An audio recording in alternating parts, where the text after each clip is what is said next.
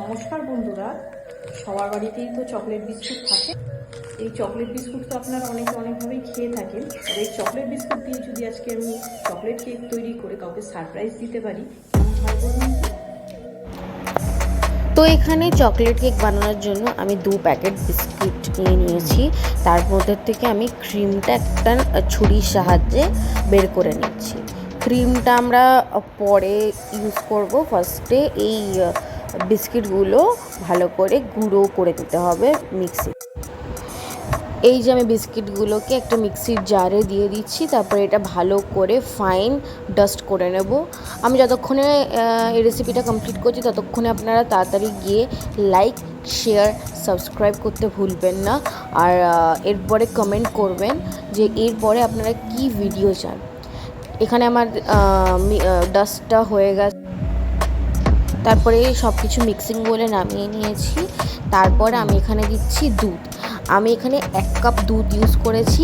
আমি একটু করে দুধটা দেবো, একবারে পুরোটা দেবো না, একটু করে দুধটা দেবো।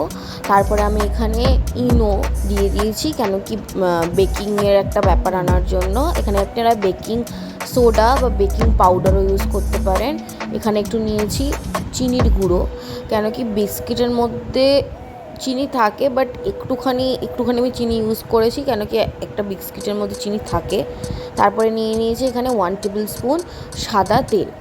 তারপর আমার এখানে ব্যাটারটা ভালো করে ফ্যাটানো হয়ে গেছে। আমি একটা বোলে ট্রান্সফার করে নিয়েছি। তারপরে আমি এখানে একটা পেপার লাগিয়ে নিয়েছি, যাতে এটা বেক হওয়ার পর বাটিতে যেন লেগে না থাকে। তারপরে আমি একটু করে ব্যাটারটা ঢালছি, আর ওই যে আগের ক্রিমগুলো দিয়ে দিচ্ছি। এই ক্রিমগুলো দেওয়ার কারণ এই জন্য, কেন কি এটা খুব সফট হবে ভেতরটা।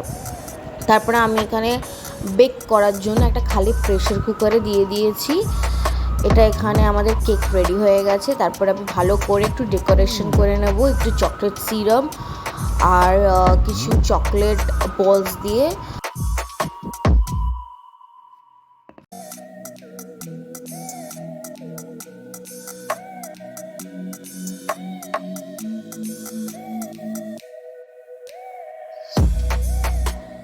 এই দেখুন বন্ধুরা, কে বলবে বলুন তো এটা চকলেট বিস্কুট দিয়ে কেক?